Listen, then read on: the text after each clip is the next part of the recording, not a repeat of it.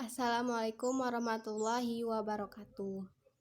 Perkenalkan, nama saya Zubaidah Rahayu dari kelas 12 IPS 4 ingin melaksanakan tugas Sejarah Pak Aswin.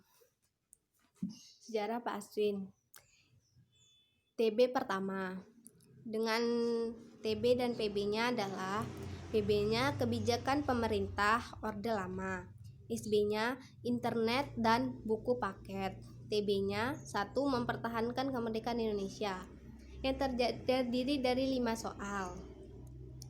Dan soal yang pertama adalah 1. Jelaskan bagaimana pertempuran Ambarawa. Menurut buku, terjadi pada 20 November 1945 dan berakhir pada 15 Desember 1945 antara pasukan TKR dan para pemuda melawan pasukan sekutu Inggris. Pada tanggal 20 Oktober 1945, tentara sekutu membebaskan tawanan sekutu dan menuju Magelang untuk membebaskan NCA Belanda. Menurut saya, pada 20 November sampai dengan 15 Desember 1945,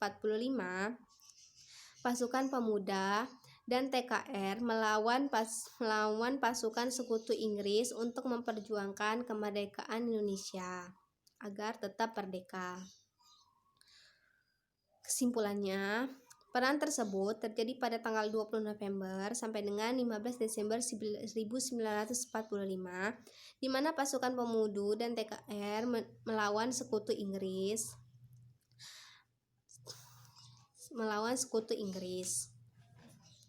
Kedua, sebutkan dua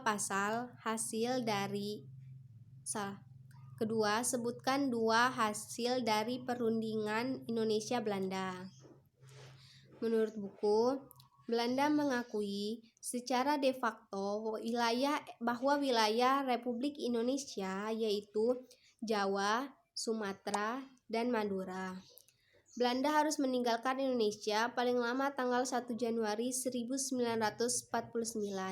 Menurut saya, dalam bentuk RIS, Indonesia harus bergabung dalam Commonwealth. 2. Berdirinya Pemerintah Republik Indonesia. Kesimpulannya, jadi dari perundingan Belanda dan Indonesia terdapat beberapa hasil yang telah disetujui oleh kedua belah pihak. 3. Peristiwa apa saja yang terjadi selama mempertahankan Indonesia? Menurut buku, ada pertempuran 10 November, Bandung Lautan Api, dan pertempuran Medan Area, dan masih banyak lagi.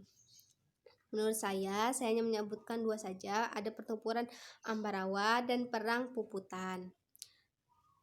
4. Sebutkan hal-hal yang terjadi akibat blokade ekonomi yang dilakukan Belanda. Menurut buku, barang-barang ekspor terlambat terkirim.